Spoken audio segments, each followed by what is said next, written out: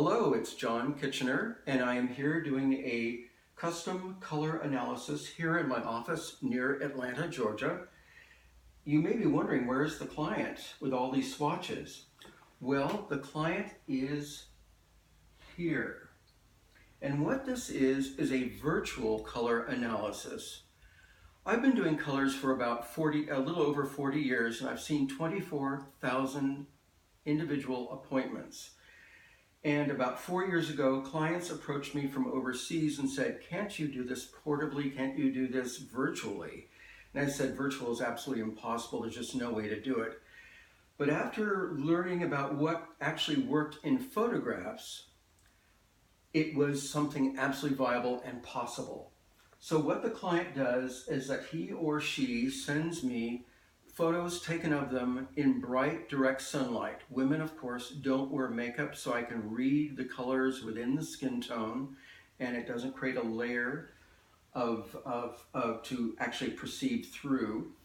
So in looking at the photographs that the client sends of their skin, hair, and eyes, close up and a little bit further away, taken during the hours of 9 and 11 o'clock in the morning, I can see the transparency, translucency, and layering, plus the different hues that are within the skin to create a palette like this that's about 100 or so fabric samples. I should put these on here first just to show you how I do this. I use double stick tape and set the color swatches on these pages, usually from warmer to cooler or from lighter to darker, depending on how I travel through my files of several thousand fabrics. And I will actually, in the process, I've already held up each individual one to her. And by the way, I can of course go in even much closer in and even look at the eyes and the individual qualities in the skin if I need to.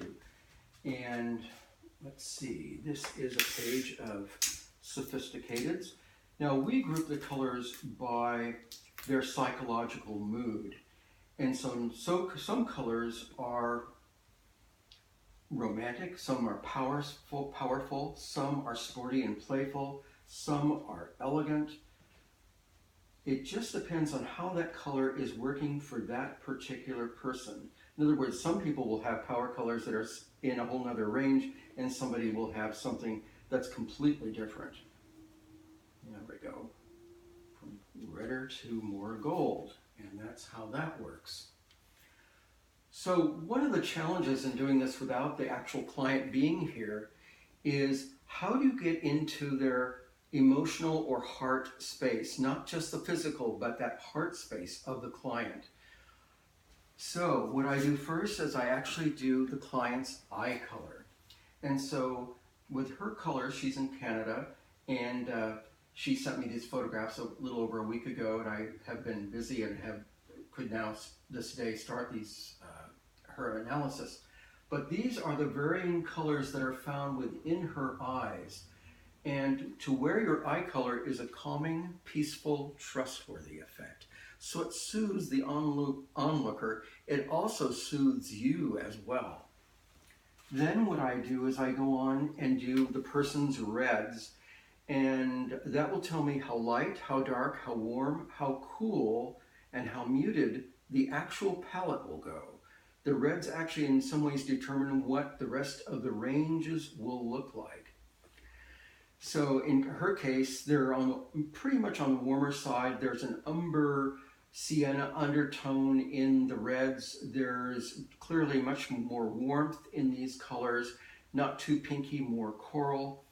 She has one page of what we call playful. She had many other ranges that were just many more numerous than the playful range. These particular lighter greens, they're a little bit lighter than her eye color, are her sporty playful range. These three colors here in the middle, which are the greens, the blue-greens, and the blues, represent what would be called in art terms the complementary color to the person's complexion. Therefore, these are the power colors. Years ago, we used to call these the dramatics. Way back in 1964 when we started our business, these were called the dramatics. In her case, the blues were the least powerful and the greens were the strongest. They seemed to lift her coloring the most. One thing I want to mention about lift, the term lift, lift refers to how a color lifts your complexion. Colors can just sort of sit there on you and be merely okay, but colors that really naturally lift the coloring, the complexion, and the vibration of the person are what we're after, and that's the harmony of this. Harmony is a really divinely inspired concept. These last three pages are the sophisticateds. There's a huge gap, a natural gap in here that occurs because she has no blue purple, no lavender, no true purple.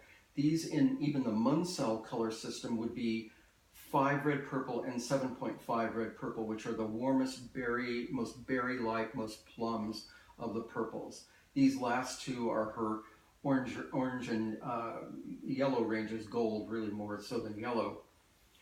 Then all of these colors are her neutrals. These first three are her so-called understateds. The burgundy and rust range refers back to the oranges, the plums, and the reds. These are her equivalent, unfortunately, of navies. There's no navy here. It's just her palette is so warm. Her complexion dictates that she can't go too cool.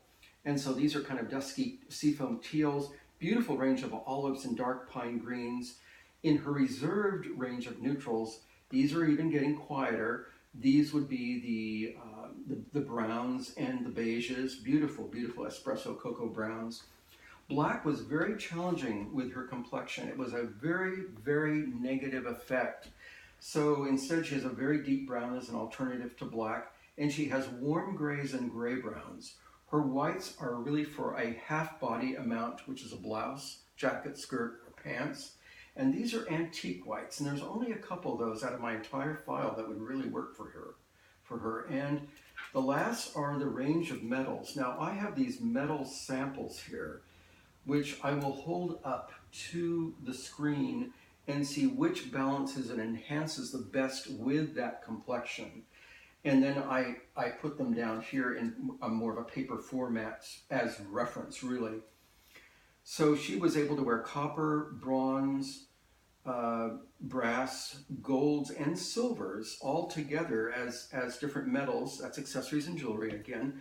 The rose gold, which blended right into her complexion, was so weak looking on her, it would not be a color that would be positive at all. So she's a silver, gold, brass, and copper person, and can wear all the different finishes from antique to matte to shiny. And that's quite wonderful. After we do the palette, we look at the overall range and describe how warm, how cool, how light, dark, and bright. And those are the different color harmonies. Some people would refer to those antique terms as seasons. That's a system that's, as I say, very antique at this point. And harmony is a more divinely inspired concept. So there's an overall warmth in her colors, but there's a 20% lightness and brightness and a 10% subtlety or mutedness in her range. So if we were to give her actual percentages, which we would, it would be 70% earthy rich, 20% lively bright, and 10% subtle blended. That information is then put on this chart, which I created, and there are the color harmonies and the style essences mentioned in this chart. There are also all the pages on the psychological moods of the colors that are included. Also, from her bone structure and features, we can determine what necklines, prints, and textures actually work. And there are design pages that discuss that and are referenced. Also, because so many people are used to wearing black, and for those who have to do medium or small amounts of black, I gave them a black alternative page, how to work with choosing certain colors from your palette that would be an alternative to black. Finally, the entire palette is put into this style and color notebook. So all the pages will go into this notebook. Someone can take the shopping, they can make it smaller, they can order a small wallet case from a cutter. It's a wonderful, wonderful lifelong tool. It's going to save her so much time, frustration, and money when she's choosing clothing. And on all of these guidelines that we provide will make her look the best she could ever look for life. So this is a wonderful, wonderful personal investment for anyone. And again, if you're not in the Atlanta, Georgia area, please contact me and see if you would like to do a virtual color analysis. And I can provide you additional details on what to send. And it's quite affordable, actually, too, when you think about it. So I'm wishing her great luck with her colors. And again, it's a wonderful, wonderful tool.